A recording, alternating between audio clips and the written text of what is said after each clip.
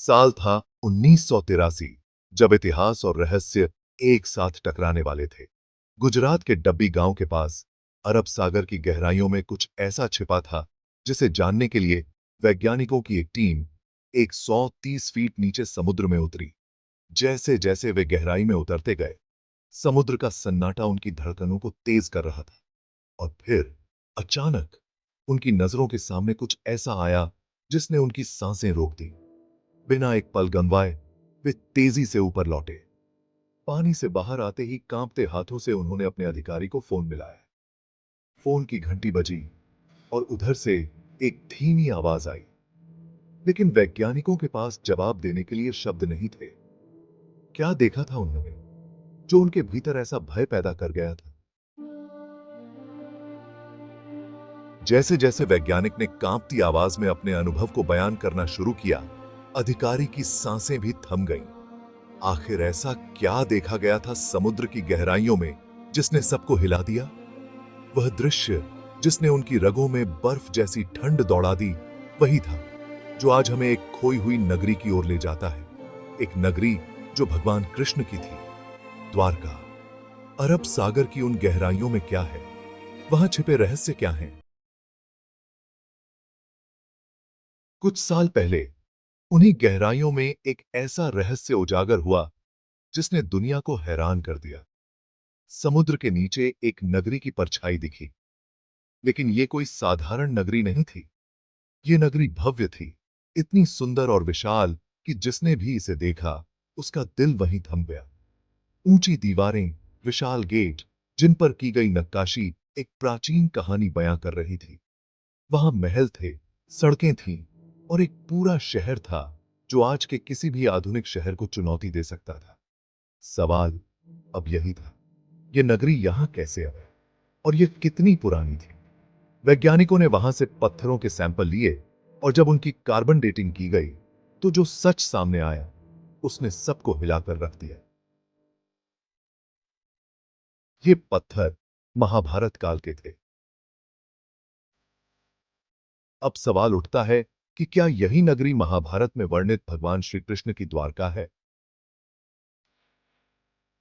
प्रेमदास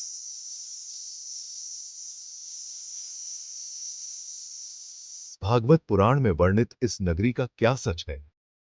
आज के वीडियो में हम आपको इस रहस्य से भरी नगरी की पूरी कहानी बताएंगे।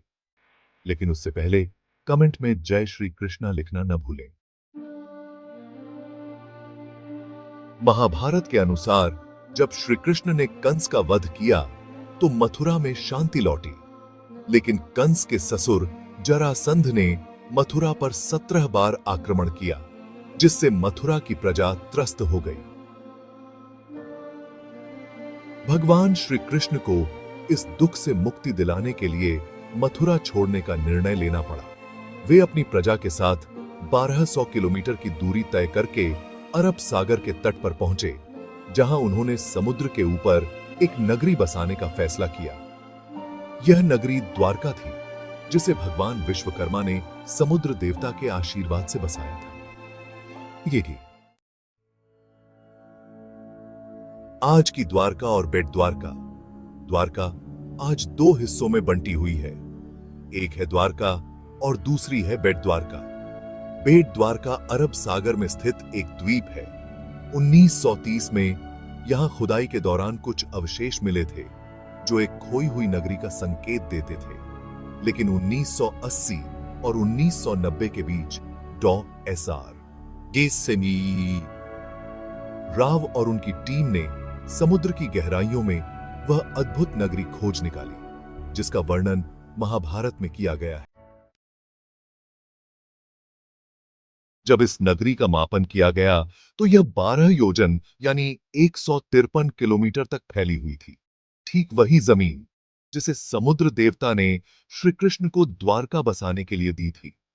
अब सवाल उठता है कि क्या यह महज एक संयोग था या वास्तव में समुद्र के नीचे आज भी श्री कृष्ण की नगरी छिपी हुई है?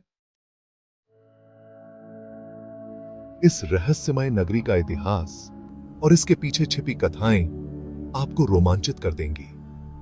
क्या यह वही द्वारका है जिसे भगवान कृष्ण ने बसाया था? क्या इसके अवशेष हमें उस प्राचीन समय की ओर ले जाते हैं जब महाभारत का युद्ध लड़ा गया था। इस सवाल का जवाब पाने के लिए हमें और गहराइयों में उतरना होगा। तो क्या यह नगरी महज एक छाया है या वास्तव में यह श्री कृष्ण की द्वारका थी? इस रहस्य को और जानने के लिए इस वीडियो को अंत तक देखें। अगर यह कहानी आपके मन को झकझोर गई हो तो कमेंट में हमें जरूर बताएं। वीडियो को लाइक और शेयर करें और ऐसी ही ज्ञानवर्धक कहानियों के लिए हमारे चैनल सनातन रहस्य ज्ञान को सब्सक्राइब करें। जय श्री कृष्ण।